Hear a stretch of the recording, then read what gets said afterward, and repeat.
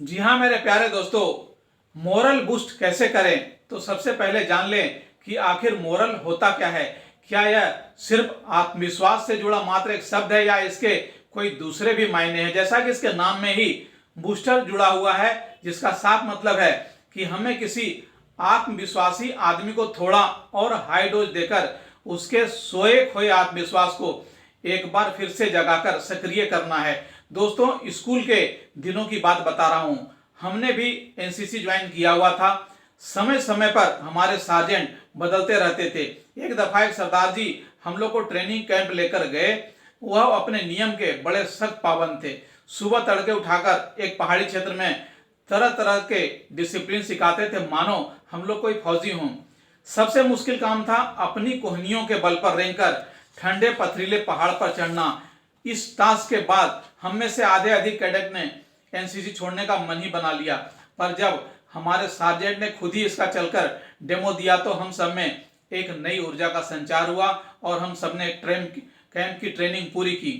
इस उदाहरण को रखकर मैं सिर्फ यह कहना चाहता हूं कि आत्मविश्वास तो हम सभी कैडेट में था, पर जब उसमें मोरल का तड़का लगा तो हमने सफलतापूर्वक टास्क पूरा किया।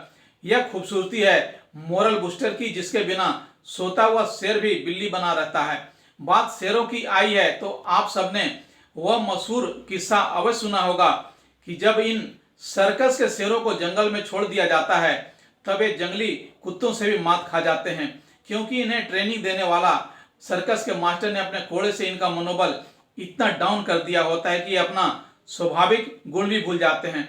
हम इंसानों की दुनिया में भी बिल्कुल यही बात लागू होती है। हमें भी खुद का उत्साह हमेशा जगाए रखने की जरूरत है। एक अंग्रेजी की कहावत आप सबने जरूर सुनी होगी कि आज भी हमारे समाज में सर्वाइवल ऑफ द फिटेस्ट का ही रूल है। कमजोर व्यक्ति को अक्सर लोग दरकिनार कर देते हैं, इसलिए हिट रहने के लिए आपको फिट रहना पड़ेगा। दोस्तों, इसके लिए कोई प्रोटीन पैक या कोई एक्सरसाइज तो अब तक नहीं बना है, पर एक तोते की कहानी सुनाकर आपके खोए हुए आत्मविश्वास को बूस्ट करने का प्रयास करता हूं। रेलवे स्टेशन के बाहर एक युवा पंडित जी एक खुले हुए तोते को लेकर लोगों की भविष्यवाणी कर रहे थे। वहां थोड़ी देर रुककर मैंने भी सारा माजरा देखा। उनके पास कोई भी व्यक्ति आता, उन्हें उनकी फीस देता और उनका आज्ञाकारी तोता झट से जमीन पर पड़े हुए बहुत सारे कार्ड्स में से एक कार्ड उठा देता। फिर पंडित जी उसका विवरण सुनाते। ग्राहक प्रसन्न होकर चला जाता। इसी बीच एक लड़का लड़की भी वहां आए जो अपनी शादी को लेकर बहुत चिंतित थे। हिचकिचाते हुए दोनों ने तोते से अपना भविष्य जानने की कोशिश की। उन्हें भी पंडित जी ने पूरी तसल्ली से विवाह के उपाय बताए। उनके चले जाने के बाद पंडित जी ने मुझे बताया कि वह खुद भी अच्छे पढ़े लिखे इंसान हैं, पर कोई काम नहीं मिल पाने के कारण यह पंडिताई कर रहे हैं। उन्होंने यह भी कहा कि इन सारे कार्ड्स में पॉजिटिव बातें ही लिखी हुई हैं।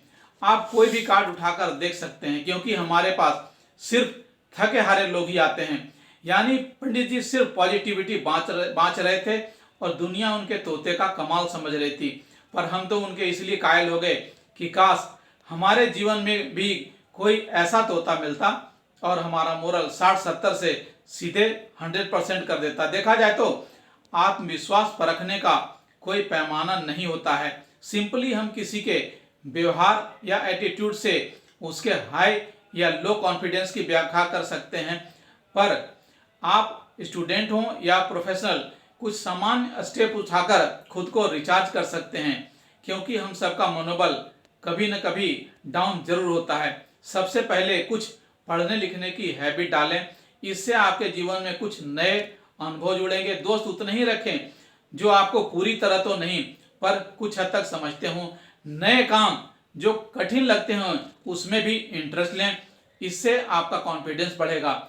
दूसरों के प्रॉब्लम में भी अपनी सहभागिता दिखाएं। इससे आपको उनका भरोसा मिलेगा और उनके प्रति दिखाए गए नरम रवैये से आपको एक नई ऊर्जा मिलेगी। आपको याद होगा कि वही स्कूल टीचर आज भी इस उम्र में आपको अच्छा लगता होगा जो सबसे प्यार से बातें करता था। अंत में एक छोटी सलाह कि अपने पसंद का कोई ये काम जरूर करें। इससे आपके मन को एक स्फूर्ति मिलेगी, क्योंकि अक्सर लोग एक ही काम करते करते उबने लगते हैं। आज बस इतना ही। हमारे channel self help for all को लाइक, शेयर व सब्सक्राइब जरूर करें। साथ में बेल आइकन भी बजाना ना भूलें ताकि हमारे नए नए वीडियोस आपको आसानी से देख सकें। धन्यवाद।